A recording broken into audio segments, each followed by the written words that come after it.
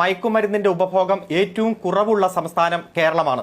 ഞാൻ കേട്ടത് സത്യമാണോ? അതുപോലെ തന്നെ ലഹരി ഉപഭോഗം, മയക്കുമരുന്നല്ല മറ്റു ലഹരികളുടെയും ഉപഭോഗത്തിൽ ഏറ്റവും കുറവുള്ള സംസ്ഥാനമാണ് കേരളം. എക്സൈസ് ഡിപ്പാർട്ട്മെന്റ് ഉണർന്നു പ്രവർത്തിക്കുന്നതിന്റെ ഭാഗമായിട്ടാണ് ഈ രാജ്യത്ത് തന്നെ ഏറ്റവും കൂടുതൽ കേസുകൾ രജിസ്റ്റർ ചെയ്യുന്ന സംസ്ഥാനമായി കേരളം മാറുന്നത്. കേരളത്തിൽ ഏറ്റവും കൂടുതൽ കേസുകൾ രജിസ്റ്റർ ചെയ്യുന്ന സംസ്ഥാനമായതുകൊണ്ട് ഇന്നും ഇന്നലെയും മിനിഞ്ഞാന്നും ഇനിയും ഈ കഴിഞ്ഞ ഒരു മാസം മുഴുവൻ ലഹരി മരുന്നിന്റെ പേരിൽ കണ്ണീര് കുടിച്ച കുടുംബങ്ങളിലെ അമ്മമാരെന്ത് ചെയ്യണം, അച്ഛന്മാരെന്ത് ചെയ്യണം, ആ കുടുംബങ്ങളിലെ അംഗങ്ങൾ എന്ത് ചെയ്യണം, നമ്മളെല്ലാവരും എന്ത് ചെയ്യണം? ഈ കണക്കുകൊണ്ട് ഉത്തരം പറ. ഇപ്പോ ചില സിനിമകളുണ്ട്, ഏറ്റവും കൂടുതൽ ആളുകളെ കൊല്ലുന്ന, ഏറ്റവും കൂടുതൽ അക്രമം സംഘടിപ്പിക്കുന്ന ആള് ഹീറോയായി മാറുന്ന സിനിമയ്ക്ക് വലിയ പ്രചരണം കിട്ടുകയാണ്. ഏത് റൂട്ടിലേക്കാ വണ്ടി തിരിക്കണേന്ന് എനിക്കിപ്പോ മനസ്സിലായി. അല്ല, അതെന്തിനാണ് സിനിമയുടെ തലയിൽ മാത്രം വെക്കുന്നത്? സംശയം കേൾക്കട്ടെ.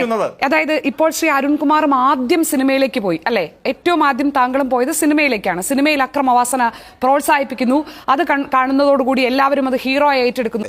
രാഷ്ട്രീയത്തിൽ എന്താണ് സംഭവിക്കുന്നത്? രാഷ്ട്രീയത്തിൽ അക്രമം നടത്തുകയും രാഷ്ട്രീയ കൊലപാതകം നടത്തുകയും ചെയ്ത് ജയിലിൽ പോകുന്നവരെ നിങ്ങളുടെ രാഷ്ട്രീയ പാർട്ടി എങ്ങനെയാണ് സ്വീകരിക്കുന്നത്?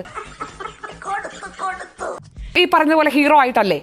അതോ അവരെ എന്നേക്കുമായി ജീവിതത്തിൽ നിന്ന് മാറ്റി നിർത്താനും അവർക്കെതിരെ കർശന നിയമ നടപടി എടുക്കാനും അവർക്കെതിരെ ആഹ്വാനം നടത്തുകയുമാണോ നിങ്ങൾ ചെയ്യുന്നത്? അങ്ങനെ പറഞ്ഞു കൊടുക്ക് സാറേ. സിനിമയിൽ ഈ വില്ലത്തരം കാണിക്കുന്നവരെ ഹീറോ ആക്കുന്നു എന്ന് പരിതപിക്കുന്ന താങ്കളും ഇന്ന് താങ്കളുടെ മുഖ്യമന്ത്രി നിയമസഭയ്ക്കുള്ളിലും അക്രമം കാണിക്കുന്ന, പാർട്ടിക്ക് വേണ്ടി അക്രമം നടത്തുന്നവരോട് എന്ത് നിലപാടാണ് സ്വീകരിക്കുന്നത്?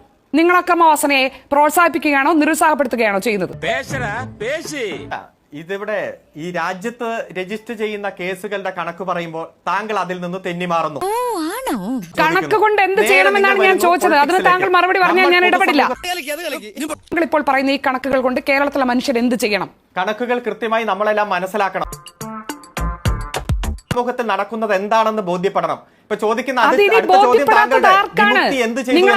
കണക്കുകൾ പറയുന്നത് സബ്സ്ക്രൈബ് ചെയ്യാമോ? മതിയോ?